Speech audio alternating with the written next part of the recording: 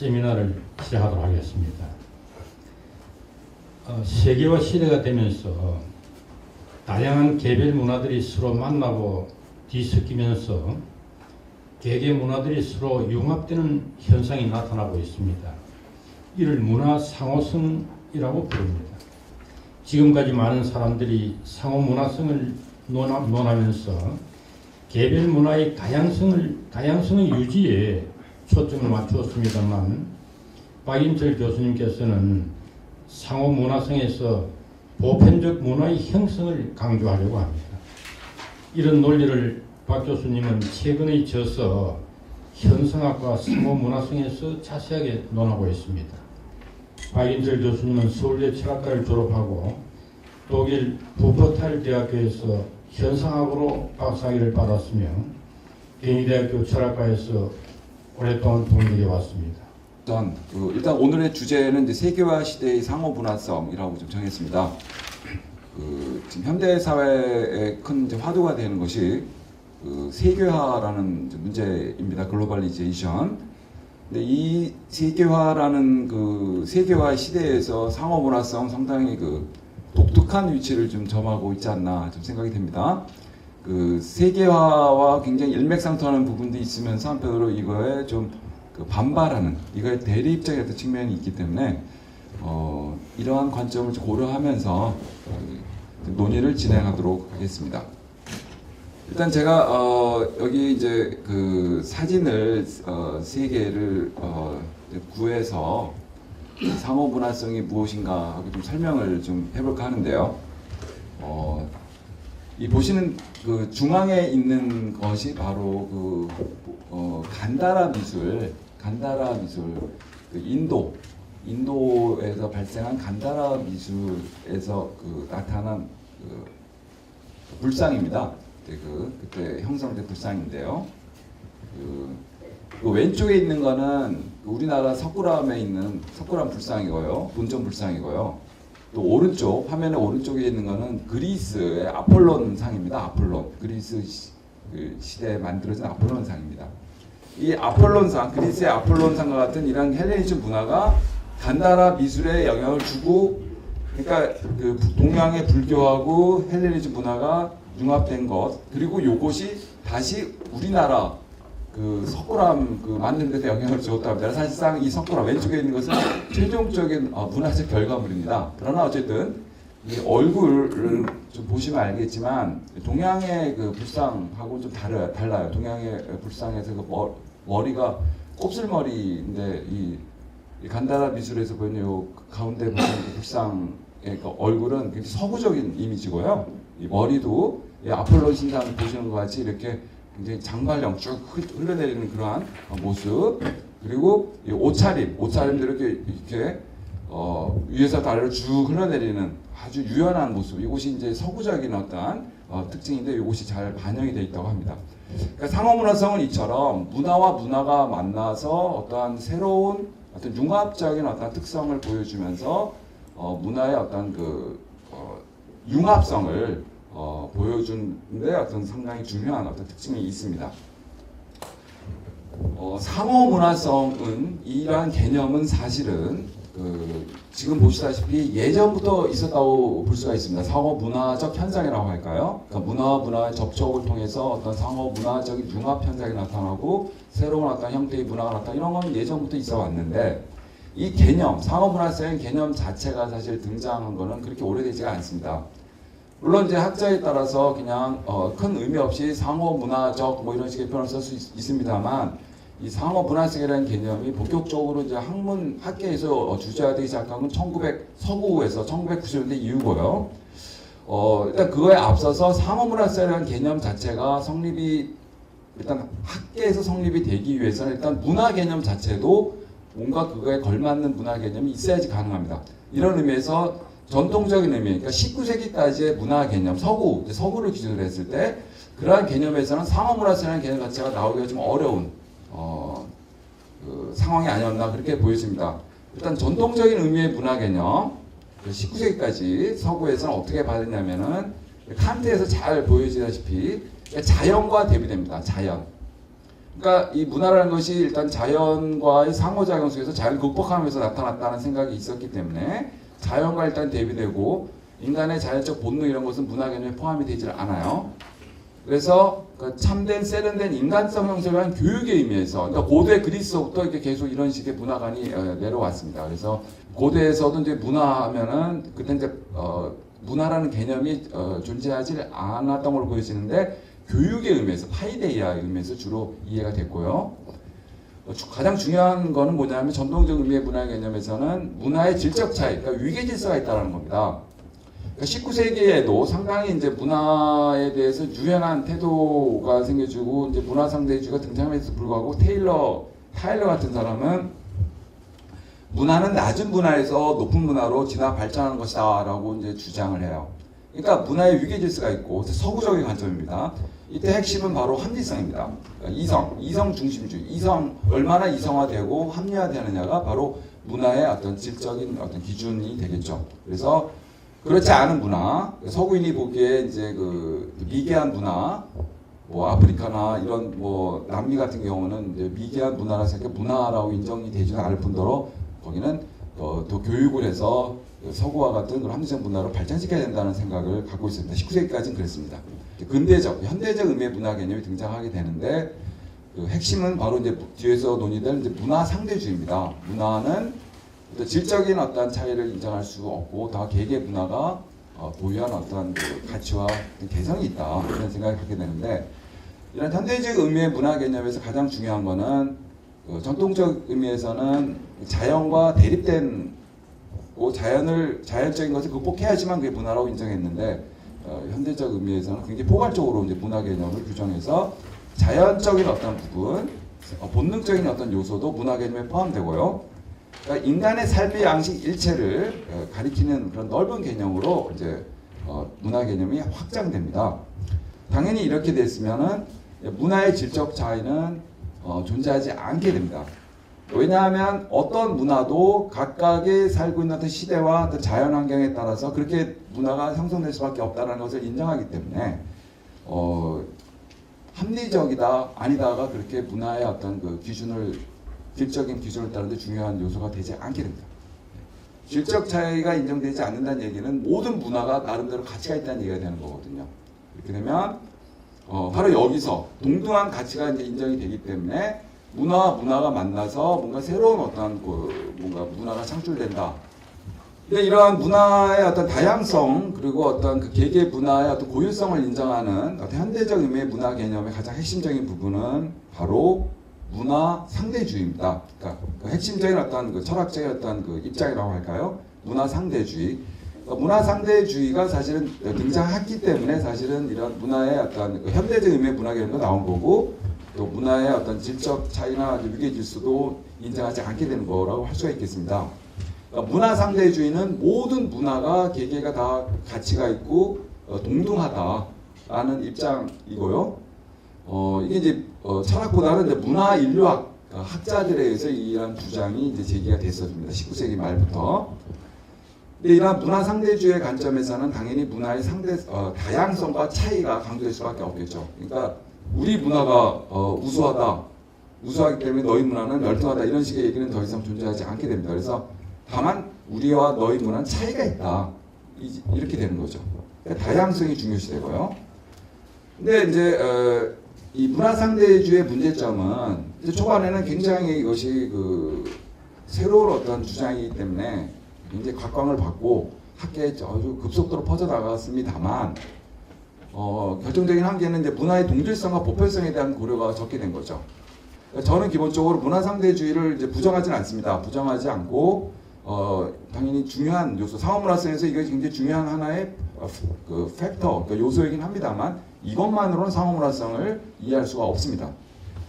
기본적으로 인간은 저는 이제 보편적인 정서를 지니고 있고 또 신체가 동일하기 때문에 신체적 조건이 동일하기 때문에 전 세계적으로 유사한 형태의 문화적 양식이 나타난다는 것은 우리가 모두 알고 있는 사실입니다. 그런 점에서 문화의 동질성과 보편성이라는 부분은 반드시 이제 고려되어야 할 사항이라고 지금 보고 있고요. 이러한 관점에서 문화 상대주의는 어느 한 편만을 보고 있다 문화에 그런 점에서 좀 일면적이라 라는 주장을 좀 하고 싶습니다. 실제로 이거는 저의 개인적인 생각뿐만 아니라 인류학 안에서도 이러한 문제제기가 계속 있어왔고 지금은 문화인류학계 내에서도 문화의 동질성과 보편성에 대한 어느 정도의 합의와 어떤 수용이 있는 걸로 알고 있습니다. 대표적으로 문화인류학자들이 그 현장에 가서 이제 그 문화를 이제 이렇게 탐색하고 조사하고 이럴 때 철저히 문화 상대주의 입장을 취해서 절대 그 문화에 대해서 간섭하면 안 된다.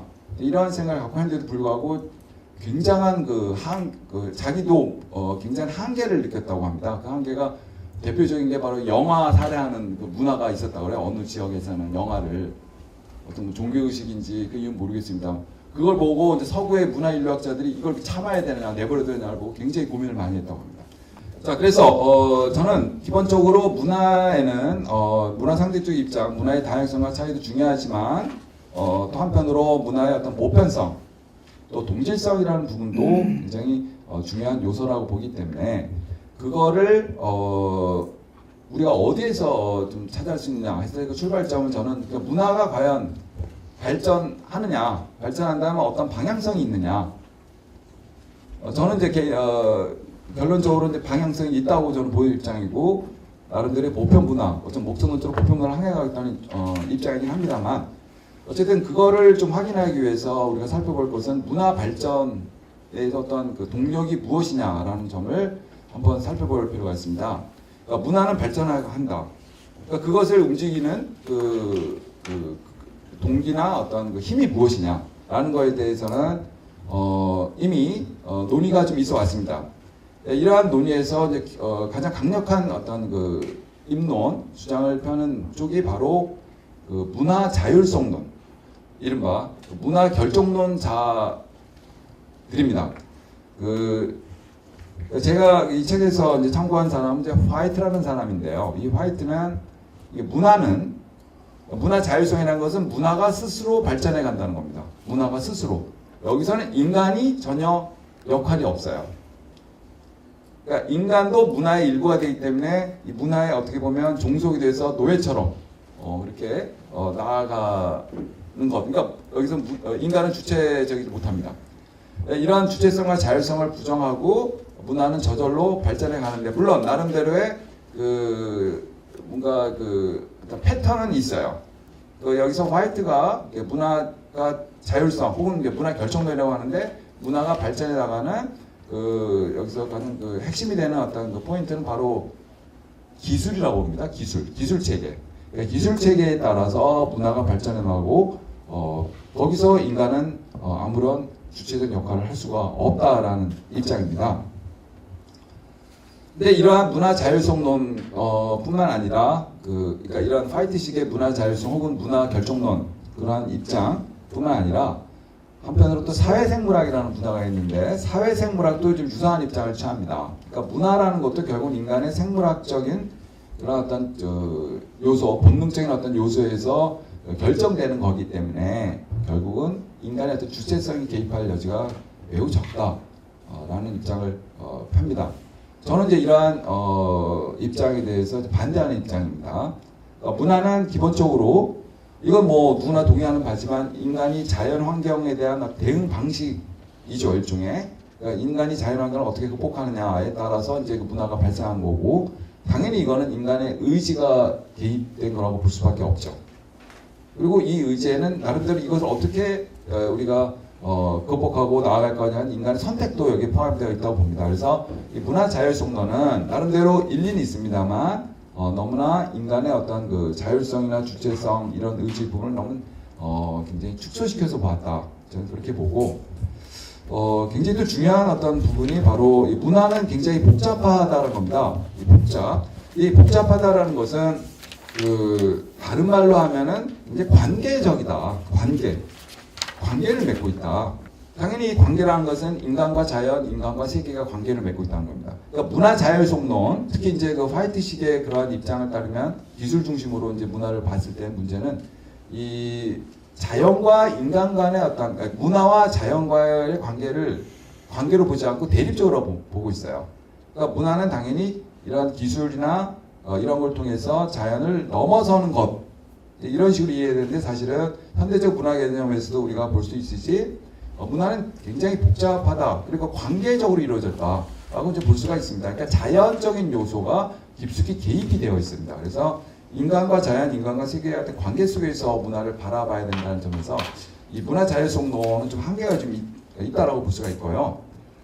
이 문화의 어떤 그 발전과 관련해서 이제 그 네덜란드의 그 문화철학자인데 반퍼슨이라는 학자는 그 문화의 어떤 발전을 여러 단계로 나누고 있는데 그 첫째가 이제 신화적 단계, 그러니까 인류 역사를 쭉 본 겁니다. 신화적 사고의 단계, 존재론적 사고의 단계, 기능적 사고의 단계를 세 단계로 나누고 있습니다. 나누고 있는데 신화적 사고의 단계가 이제 일단 원시 시대와 같이 인간이 원시 고대까지 인간이 자연의 위력, 자연 속에서 자연의 위력 앞에서 굉장히 그 위축된 상황에서 그렇게 살고 있는 상태라고 본다면은 문화가 굉장히 이제 미약하게 이제 발전한 상태인데 존재론적 사고가 이제 서구에서 이제 근대 이후 아니면 중세서부터 그렇게 볼 수 있는데 이때는 이제 자연과 인간이 어떤 그 대등한 어떤 관점 혹은 인간과 자연의 어떤 인간이 자연을 이제 관찰하기 시작했다는 겁니다. 그러니까 신화적 사고에서는 자연을 굉장히 두려움 속에서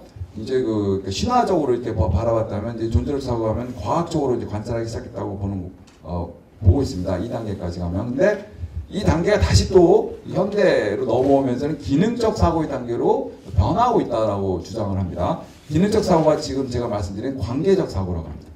그러니까 이 세계와 인간이 이렇게 하나가 되었고, 그러니까 자연과 인간을 그렇게 분리하기도 좀 어렵고 이러한 관계 속에서 이 문화는 발전해 왔다라고 이제 주장을 합니다. 이렇게 보면 문화를 딱 떼갖고 이것은 문화, 이것은 자연, 뭐 이런 식으로 하기도 어렵고.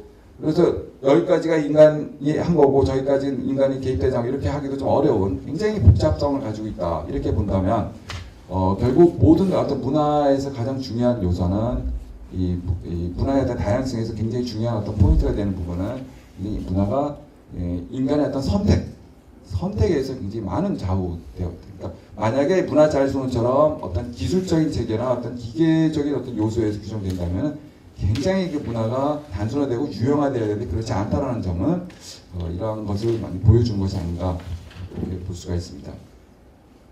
그런 점에서 저는 이제 개인적으로 문화는 계속 관계 속에서 계속 이루어지면서 조금씩 뭔가 어떤 방향으로 나아간다라는 입장을 좀 가지고 있습니다. 이제 이러한 뭔가 나아갈 때 가장 핵심적인 부분이 바로 상호 문화성이다라는 겁니다. 문화와 문화가 만나서 뭔가 결합이 이루어지고 변화가 이루어진다라는 겁니다. 이 상호 문화성은 한마디로 얘기한다면 이제 문화와 문화가 만나서 근데 이 문화가 만나는 게 아까 말씀드렸듯이 문화가 주체가 돼서 만난다는 사실은 개개의 문화권 속에 있는 인간들이 만나는 거겠죠. 인간과 인간이 만나서 근데 그 인간 개개인이 어떤 문화를 대변하거나 문화를 전달한다 이렇게 볼 수가 있겠습니다.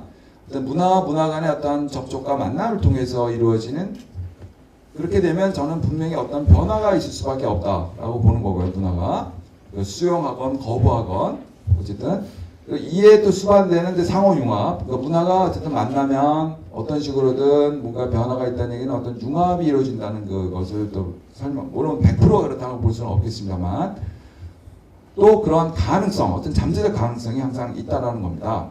상호문화성이라는 것은 이런 문화와 문화 간의 만남을 전제로 문화와 만남을 통해 갖고 어떤 문화의 어떤 변화와 어떤 그 새로운 문화의 어떤 창출 가능성을 뜻한다고 볼 수가 있겠습니다.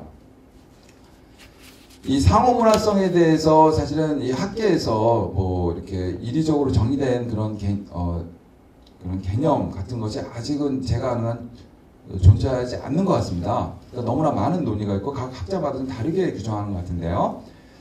근데 제가 이미 보내드린 그 유인물 보면 2007년에 그 유네스코에서 그 문화적 다양성 보호 헌장이라는 것을 공표를 했습니다. 여기에서 상호문화성에 대해서 나름대로 규정을 내리고 있습니다.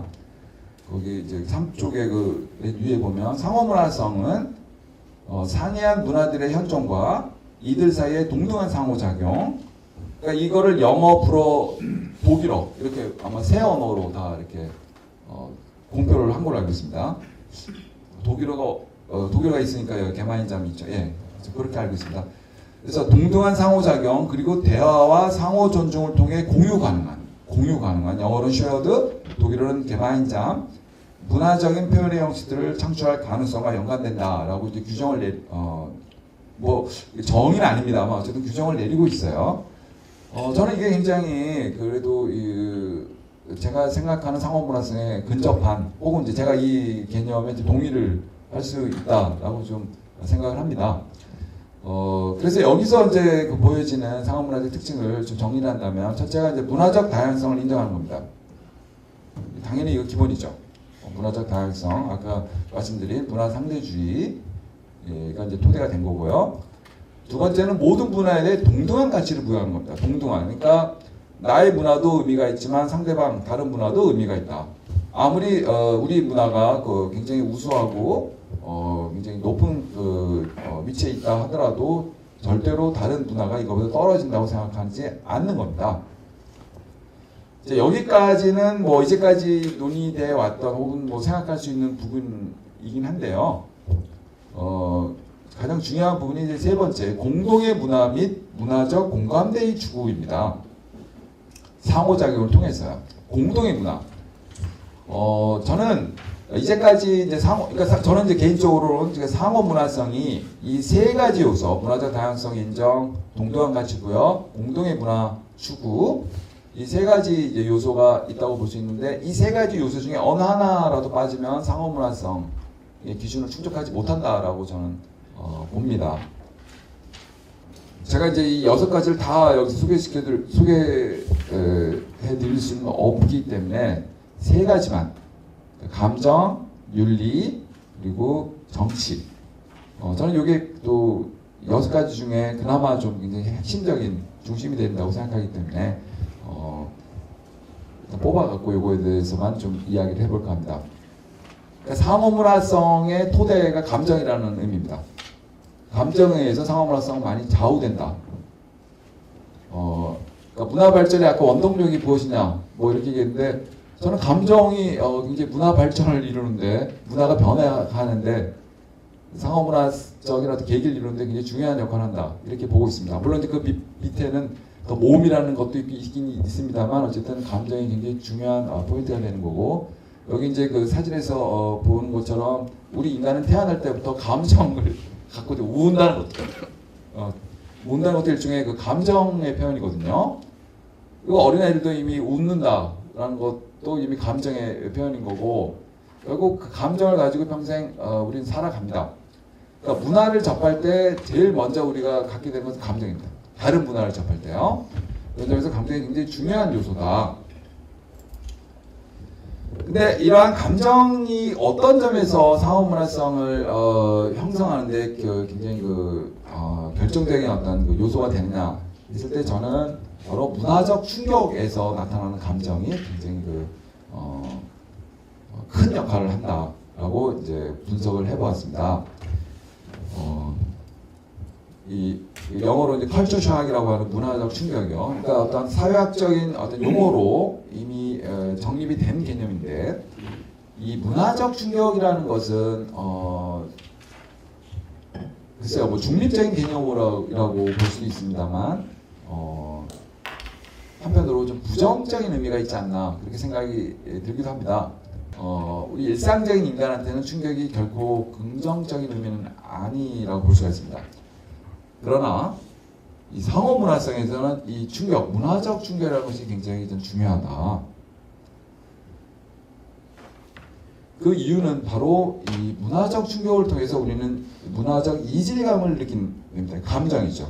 그러니까 당연히 우리와 전혀 다른 낯선 문화를 접할 때 우리는 그 문화에 대해서 어떤 감정을 갖게 되는데 대부분 충격을 내서 이제 이질감을 느낍니다. 우리랑 다르다는 거죠.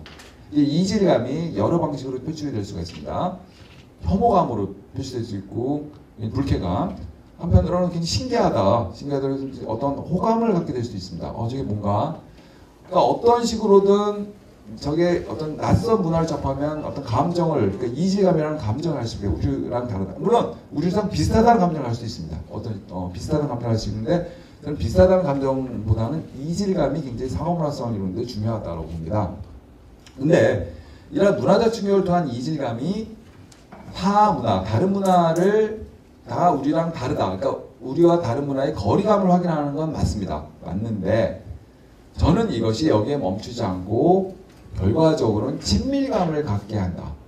이게 굉장히 그 패러독스, 그러니까 역설적인 좀 모순된 표현 같긴 한데 어떻게 이질감을 가지면 동시에 친밀감을 갖게 되느냐. 전 여기서 말하는 친밀감은 좀 중립적인 의미로, 그러니까 친밀감이 결국 호감의 의미는 아닙니다. 호감은 아니고요. 가까워졌다는 겁니다. 가까웠다는 게 꼭 좋아서 가까워진 건 아니고요. 그러니까 관심을 갖게 되고 그 문화에 대해서 좀 더 알게 됐다라는 의미에서 친밀감을 이야기하고 싶습니다. 그 높은 산에 올라와서 이제 밑을 내려다볼 때 처음에는 굉장히 그 높은 데 있으니까 좀 공포감을 가질 수가 있는데 시간이 지나면서 굉장히 그 아름다움을 느끼고 황홀해하고 나도 모르게 굉장히 쾌감을 갖게 되는 경험을 우리는 종종 갖게 됩니다. 특히 자연에서 그런 경험을 갖게 되죠. 높은 빌딩을 볼 때도 마찬가지입니다. 높은 건물을 볼 때 처음에는 굉장히 위압감을 느끼고 굉장히 그 압도됨을 느끼긴 하지만 좀 지나면서는 그거에 대해서 오히려 그야말로 순고적 체험 통해서 굉장히 장엄함에서 감동을 하게 되는 그런 경험을 합니다. 이러한 것에 대해서 서양에서는 순고라는 그 표현으로 이것을 설명을 해왔습니다. 이것이 친숙한 경험으로 전이해 가는데 바로 이러한 과정을 통해서 문화와 문화 간의 어떠한 접촉과 융합이 가능하다라고 봅니다. 상호문화성을 향한 하나의 한 단계, 한 발판이다라는 것이 제 생각입니다. 그러니까 이거는 우리가 일상적으로 많이 경험하는 거고, 특히 이제 한 예를 들자면 그 서구인들이 그 얼마 전만 해도, 얼마 전이라는 개념이 뭐 한 15년 전, 제가 이제 유학 가 있을 때 독일에 유학을 했습니다만, 그때 이제 독일인들 같은 경우 그 스시, 일본 스시 그 회요, 날생선이라는 것을 전혀 뭐 몰랐던 건지 전혀 그러니까 날생선을 먹는다는 상상을 하지를 못했어요. 아주 기겁을 합니다. 날생선 하면은요. 근데 제가 한 얼마 전에 한 5년 전인가 갔을 때는 그 독일에 그 일본 스시집이 상당히 많이 생긴 걸 봤어요. 초밥을 잘 먹더라고요. 날생선을 먹는 거죠. 그러니까 서구인들의 입장에서 날생선 먹는 건 뭐 정말 이거 야만적이 그렇게 생각을 했었는데 바뀌었다는 겁니다. 저는 이것이 일종의 문화적 충격을 통해 갖고 이것이 나름대로의 뭔가 친숙함으로 전이되는 과정과 연관이 되지 않나 그런 생각을 하고요. 그러니까 문화가 이런 식으로 해갖고 결국은 어떤 그 상호 어떤 융합이나 어떤 수용이 이루어지는 것이 아닌가. 그래서 그렇기 때문에 근데 이제 중요한 부분은 이 충격이라는 게 과연 없이 그냥 단순하게 이렇게 받아들였을까?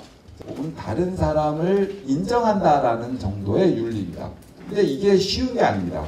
쉬운 게 아닌 게 우리는 특히 문화에서 기본적으로 우리 그 문화에 대한 생각은 자기 문화 중심적입니다. 에트노센트리즘이라고 표현될 수 있는 자기 문화 중심주의 혹은 자기 문화 우월주의에 모든 인간은 저는 빠져 있다고 봅니다. 아까 그 다른 문화를 접했을 때 문화적 충격을 갖는 것 사실은 에트노센트리즘 때문이 아닌가 생각이 됩니다. 이거가 깨지지 않는 한 절대로 상호문화성은 그러니까 올바른 의미의 상호문화성이 이루어질 수 없다라는 것을 생각을 합니다. 그러니까 자기 문화 중심주의가 되는 한 다른 문화는 자기 문화보다는 열등하다는 생각을 가질 수밖에 없어요. 예전에 서구인들이 그런 좀 미개한 문화라 그래갖고 좀 기술 문명이 덜 발달된 문화에 대해서 가치를 평가절하 했다 하더라도 반대로 그러한 어떤 그 서구인들이 보기에 미개한 문화인 사람은 오히려 서구 문화를 미개하다고 봐줄 수 있는 겁니다. 항상 자기 문화 중심주의예요. 모든 사람들은. 그리고 자기 문화 중심에 따라서 자기 문화의 기준으로 해갖고 다른 문화를 평가합니다. 그렇기 때문에 상호문화성이 어떻게 보면 굉장히 어려운 현상입니다. 쉽게 이루어질 수 있는 현상은 아닙니다. 강압적으로 이루어질 수도 있지만 이게 자연스럽게 이루어지기가 쉽지가 않은 겁니다. 이런 윤리적인 태도를 가지기 위해서는 나름대로의 좀 결단과 의지가 필요해요. 의지적으로 그러니까 타 문화나 뭐 타자를 포용하고 이렇게 편견을 갖지 않고 그럴 의지적인 어떤 태도가 필요하다고 하는데 하이데거는 철저히 무의지성의 철학을 추구합니다. 무의지성. 이게 두 사람의 결정적인 같은 현상학자인데 불구하고 저는 둘 다 다 일리가 있다고 보는데 엄격한 의미에서 좀 더 현상학자인 건 하이데거라고 봅니다. 사실은 무의지적이어야 돼요. 근데 무의지적으로 타 문화나 타인에 대해서 편견을 갖지 않고 본다. 그러려면은 의지를 갖지 않고 보기 때문에 자기 의지로 타자를 편견을 갖지 않고 보는 건 쉬운 일이 아니거든요. 그러면 결국 아까 말씀드린 충격이 필요합니다. 어떤 충격에 의해서 우리는 순간적으로만 나의 상태, 그러니까 나 중심적인 상태를 벗어날 수가 있습니다. 아까 순고적 체험이 대표적인 겁니다. 그러니까 모라의 경지라고 흔히 표현되는 그러니까 나를 벗어나기 위한 외적인 어떤 충격이 필요하다. 그러니까 이 문제는 상당히 어려운 문제입니다. 의지적으로 윤리를 갖느냐, 좀 아이러니하지만 어떤 외적인 수동적인 충격에서 이런 윤리적인 태도를 갖느냐. 어쨌든 결론은 타 문화를 편견 없이 나의 문화 같은 정도로 동등한 가치를 지닌 것을 인정하는 것은 윤리성을 필요로 한다. 라고 이제 볼 수가 있습니다. 상호 문화성은 저는 기본적으로 어쨌든 겉으로는 그렇게 보일지 모르지만 기본적으로 어쨌든 핵심에서는 동등해야 된다. 동등한 가치. 그 어떤 그 문화권에 있는 사람이 많고 또뭐 그렇다고 해서 겉으로는 그렇게 그게 굉장히 강한 문화처럼 보일 수 있지만 어쨌든 문화라는 것은 일단 상호 문화성이라는 것이 형성되기 위해서는 어쨌든 1대1 동등한 관계에서 이루어진다. 그러니까 문화의 수용과 확장이 이루어져야지만 이것이 이제 상호 문화성이 가능한데 일종의 이것은 문화적 공간. 그러나 여기서는 누구나 동등합니다. 모든 문화가 동등해야 돼요. 어느 누구한테 프리미엄을 주거나 특혜가 주어서는 안 되는 거예요. 이런 점에서 이런 공간에서 이제 상호 문화성이 형성이 된다고 보여지는데 그렇기 때문에 여기서 가장 중요한 것은 자유입니다. 저는 상호 문화성이라는 것이 물론 그렇게 생각할 수 있습니다. 역사적으로 저도 책에 썼습니다만 역사적으로 많은 상호 문화적 현상이 어떤 그 일개 군주나 또는 어떤 그 지배자, 어떤 침략자들에 의해서 강압적으로 이루어진 경우가 많이 있는 것이 또 부정할 수 없습니다. 강압적으로 스페인의 남미를 침략해갖고 거기 언어를 말살시켜버리고 그 기독교 문화를 전파시켜서 기존에 있는 그 문화, 그 종교 다 없애버리고 그런 것처럼 보이죠. 실제로 그랬고요. 또 우리나라도 일제 30년 동안 그런 식의 어떤 억압을 당하면서 문화가 굉장히 많은 부분 사상되는 그 경향이 있었고 일본 문화가 많이 유입되고 이런 게 있었죠. 강압적으로 이루어지는 부분이 있다는 것을 분명히 인정을 해야 됩니다. 하지만 그게 전부는 아니라는 겁니다. 아무리 강압적이어도 저는 그것이 일종의 그것을 받아들인 사람의 문화권의 사람들의 자유가 있다라고 저는 봅니다. 자유가 있기 때문에 어떠한 아무리 강압적으로 보여도 거기에는 나름대로의 어떠한 융합적인 모습이 있다.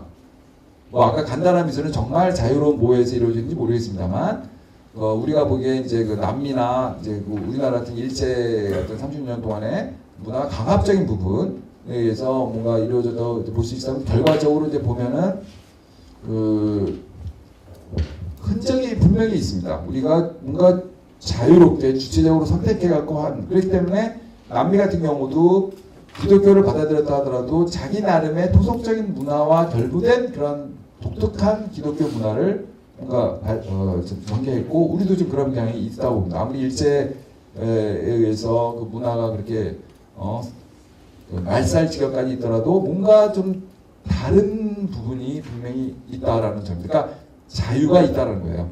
자유와 선택이.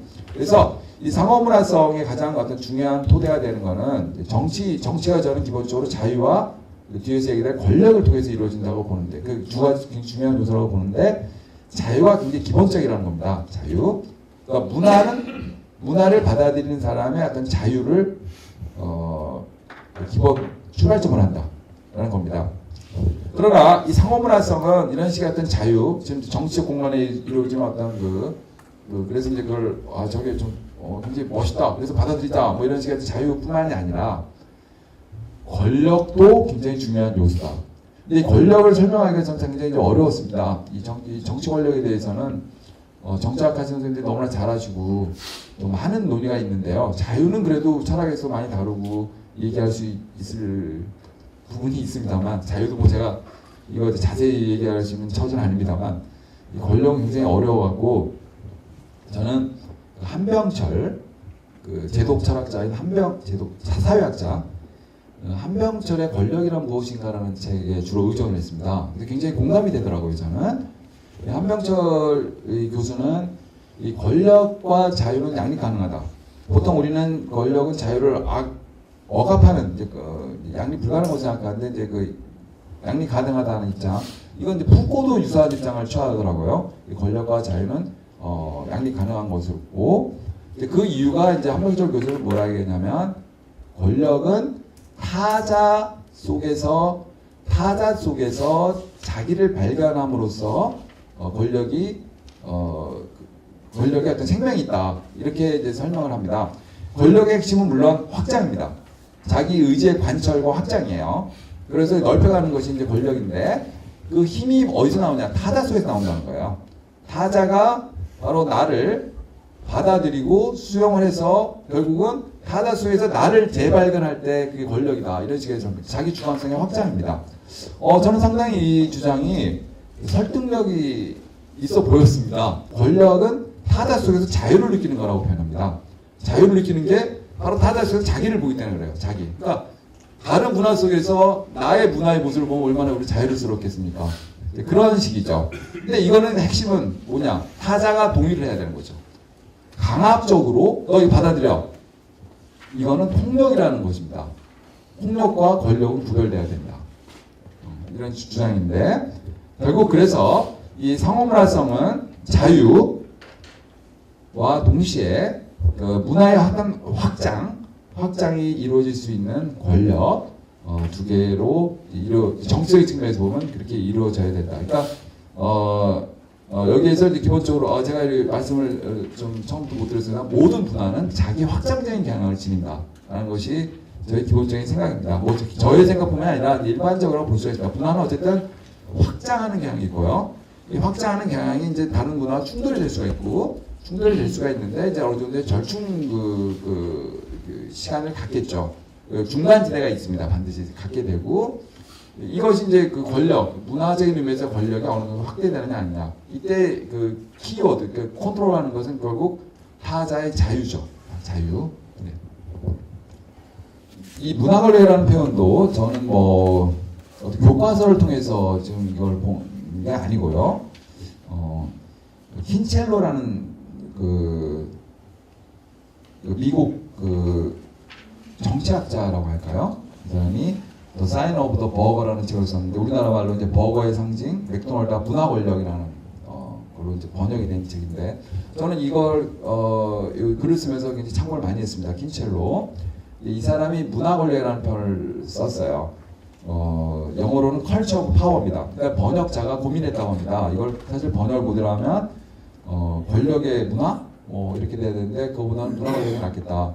그러니까 이제 문화 권력이라고 번역한 걸 저는 그대로 이제 받아들이고, 그런 의미에서 지금 문화 권력이라는 표현을 썼습니다. 그러니까 이걸 굳이 설명드린다면, 이제 문화가 권력의 형태로 나타나 특정 문화가 다른 문화를 지배하고 이 문화를 잠식하는 현상의 상태. 이 말만 본다면 문화 권력은 사실 중립적인 겁니다. 중립적인 표현이긴 합니다만, 그리고 이것이 이제 이 문화 권력이 없이 상호 문화성이 이루어지기 굉장히 어렵습니다만, 이것만으로 보면 좀 부정적으로 볼 수도 있겠죠. 경우에 따라서. 그 다음에 살펴볼 수 있는 게 이제 문화 제국주라는 표현입니다. 이거는 이제 용어가 있습니다. 전문적인 용어가 있고, 이제 사회학, 정치학에서도 이런 용어를 쓰는 걸로 알고 있습니다. 이 문화 제국주의는 경제적으로 발달한 국가가 경제적으로 취약한 주변 국가에 문화적으로 영향력을 끼쳐 지배하려는 경향을 뜻합니다. 20세기, 19세기에 이제 제국주의가 있었죠. 그런 것과 유사하게 문화 제국주의, 경제적으로 발달한 국가의 문화가 취약한 주변 국가의 문화 완전히 뭐랄까요, 공습하듯이 이제 들어가서 침투해갖고 완전히 그쪽 문화를 말살시키면서 지배한다라는, 이건 일종의 하나의 그 관점이에요. 문화 제국주의 현상이라기보다는 이렇게 보는 겁니다.